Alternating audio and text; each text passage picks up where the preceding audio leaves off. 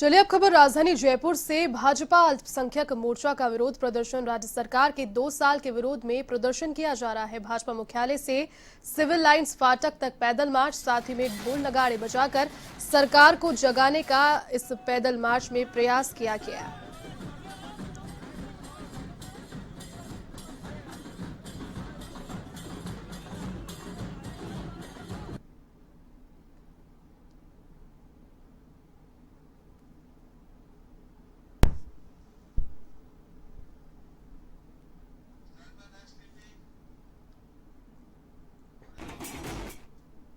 उत्तर प्रदेश के महोबा में सुबह सुबह कोचिंग पढ़ने जा रहे आधा दर्जन छात्रों को तेज रफ्तार एक ट्रक ने कुचल दिया, जिस हादसे में 2 छात्रों की मौत हो गई, जबकि 3 की हालत गंभीर बनी हुई है। सभी घायलों को अस्पताल में भर्ती कराया गया। तो वहीं इस हादसे की सूचना पाकर गुस्साए परिजनों ने हंगामा खड़ा कर दिया। ऐसे में हालात पर काबू पाने के लिए मौके पर पुलिस का अतिरिक्त जाब्ता भी तैनात किया गया। मिली जानकारी के अनुसार सुबह सुबह कुलपहाड़ कोतवाली क्षेत्र के सुंगीरा गांव में हाई स्कूल और इंटर के छात्र जो थे वो कोचिंग पढ़ने जा रहे थे, तभी एक तेज रफ्तार ट्रक ने इन छात्रों को कुचल दिया। छात्रों की मौत से परिजनों में भारी आक्रोश भी व्याप्त रहा। इधर पुलिस स्थिति को संभालने में लगातार जुटी है।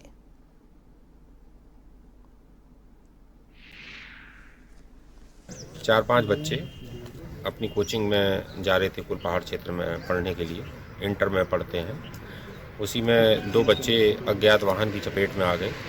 मौके पर ही दुर्भाग्य से बच्चों की डेथ हो गई और 2 बच्चे घायल हो गए थे, जिनको प्राथमिक उपचार के लिए भेजा गया। दोनों की हालत ठीक है। एसीबी की टीम ने रिश्वत मामले में तत्कालीन बारा कलेक्टर इंद्र सिंह राव को गिरफ्तार कर आज आरोपी को कोर्ट में पेश कर रिमांड पर लिया है, जहां आरोपी से पूछताछ जारी है। एसीबी के महानिदेशक बीएल सोनी ने बताया कि 9 दिसंबर को एसीबी की कोटा टीम ने वहां ट्रैप किया, जिसमें परिवादी गोविंद सिंह तथा उनके पेट्रोल पंप की लीज आवंटन के नवीनीकरण के लिए भूमि परिवर्तन और एनओसी जारी करने के नाम पर जिला कलेक्टर के पीए ने घूस ली थी।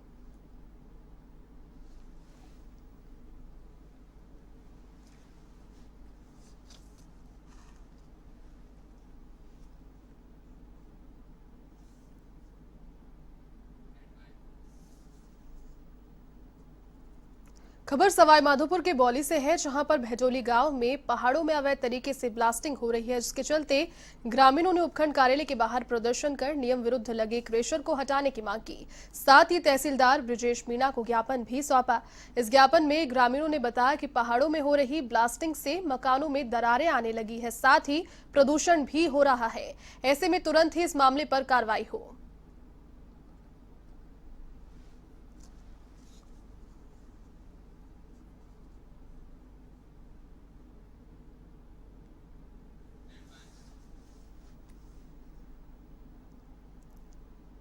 खबर अब बीकानेर के लूणकरणसर से है, जहां रोजहा चौराहे के पास सड़क पार करते समय एक बुजुर्ग को ट्रक ने अपनी चपेट में ले लिया। इस हादसे में बुजुर्ग की मौत हो गई।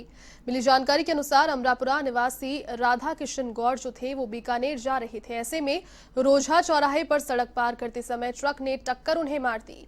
हादसे की सूचना पाकर मौके पर पहुंची एम्बुलेंस ने उन्हें अस्पताल पहुंचाया, जहां चिकित्सकों ने राधा किशन को मृत घोषित कर दिया।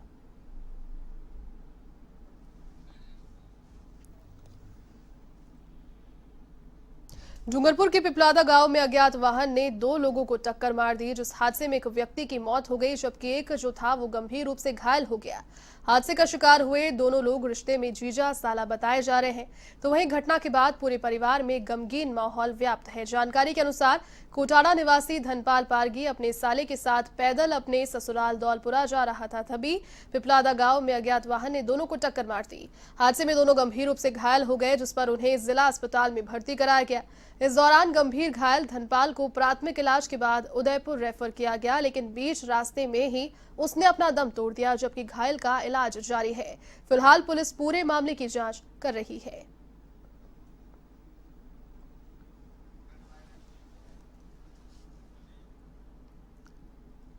दिल्ली पुलिस की गोली से युवक की मौत के मामले में राज्य सरकार ने पीड़ित परिवार के लिए मदद को हाथ बढ़ाया है। मृतक के परिवार ने राज्य सरकार से मुआवजे की मांग की थी। ऐसे में राज्य सरकार ने सहायता राशि के तौर पर मृतक के पिता को 5 लाख रुपए का चेक सौंपा। तो वहीं विधायक जाहिदा खान ने भी पीड़ित परिवार को 3 लाख रुपए की सहायता राशि दी है। इधर उपखंड अधिकारी संजय गोयल ने अधिकारियों को मृतक के परिवार का नाम बीपीएल, खाद्य सुरक्षा, इंदिरा आवास योजना में जुड़वाने के निर्देश दिए। मामला जोरहरा थाना क्षेत्र के गांव खेडली नानू का है।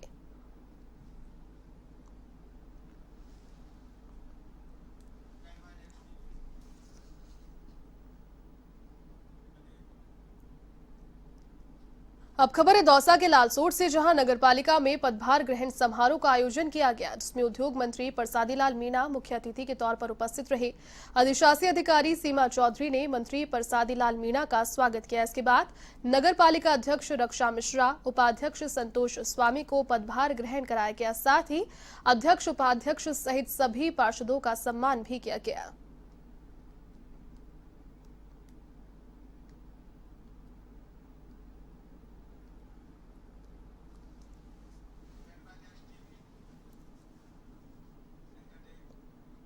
राजस्व रिकॉर्ड के आधुनिक संधारण के लिए राज्य में national land record modernisation programme चलाया गया, जिसके तहत प्रदेश की सभी 314 तहसीलों को मॉडर्न रिकॉर्ड रूम बनाए जा रहे हैं। तो वहीं डूंगरपुर जिले की 9 तहसीलों में से 7 में मॉडर्न रिकॉर्ड रूम बनकर तैयार हो गए। कार्यवाहक एडीएम राजेश नायक ने बताया कि राजस्व मंडल की ओर से प्रत्येक तहसील में लगभग 1000 स्क्वायर फीट क्षेत्रफल में मॉडर्न रिकॉर्ड रूम बनाने की योजना है। साथ ही इन तहसीलों के गांव का राजस्व रिकॉर्ड भी ऑनलाइन कर दिया गया है।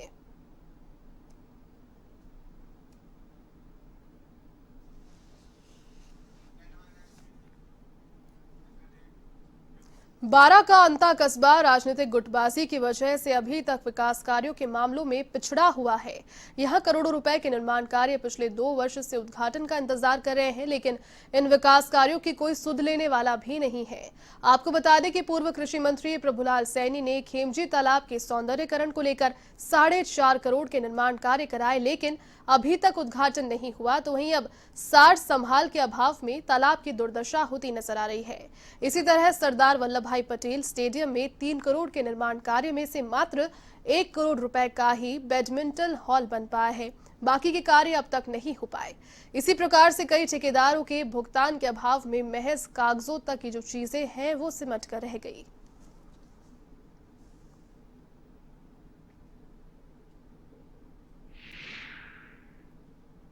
पूर्ववर्ती हमारी भाजपा सरकार में नगर के विकास के द्वार खोले गए थे और उसी के तहत खेमजी उद्यान, बैडमिंटन हॉल, कॉलेज और नगर में सीसी सड़कों का जाल बिछाया गया था। कुछ कार्य समय अभाव के कारण चुनाव आ गए और उसके बाद सरकार चेंज हो गई। जैसे कि बैडमिंटन हॉल है और खेमजी उद्यान है, इन कार्यों में कुछ आंशिक कार्य बाकी रह गया था। पर्याप्त बजट यथास्थान संबंधित विभागों के पास था। टोंक का 1075वां स्थापना दिवस परंपरागत रूप से पुरानी टोंक स्थित गढ़ में मनाया गया। इस अवसर पर कई कार्यक्रम भी आयोजित किए गए। कार्यक्रम में मुख्य अतिथि कलेक्टर गौरव अग्रवाल उपस्थित रहे। तो वहीं कार्यक्रम की अध्यक्षता जिला प्रमुख सरोज बंसल ने की। इस समारोह में हनुमान सिंघल स्मृति संस्थान की ओर से शहर की 14 विभूतियों को टोंक रत्न से सम्मानित किया गया। पत्रकारिता के क्षेत्र में अभूतपूर्व कार्य करने के लिए स्वर्गीय मुश्ताक उस्मानी को भी टोंक रत्न से उपाधि जो दी गई उसे नवाजा गया।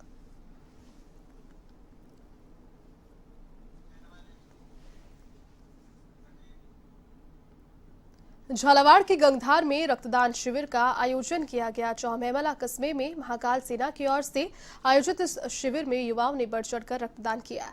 इस दौरान रक्तदान शिविर को लेकर लोगों में खासा उत्साह भी नजर आया। साथ ही अन्य लोगों से भी रक्तदान करने की अपील की गई।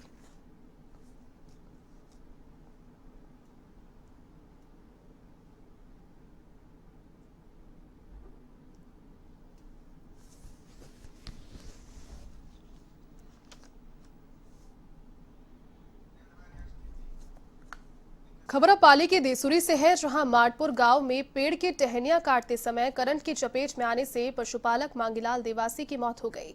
तो वहीं घटना की सूचना मौके पर मिलने पर लोगों की भीड़ वहां इकट्ठा हो गई। तो वहीं सूचना पर पहुंची खिंवाड़ा पुलिस ने शव को पोस्टमार्टम के लिए भेजा।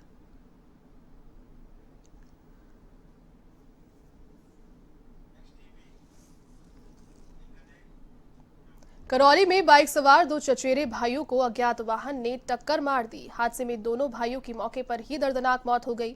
सूचना पर मौके पर पहुंची सदर थाना पुलिस ने शिवोम को जिला अस्पताल की मोर्चरी में रखवाया, जहां पोस्टमार्टम के बाद शव परिजनों को सुपुर्द किए गए।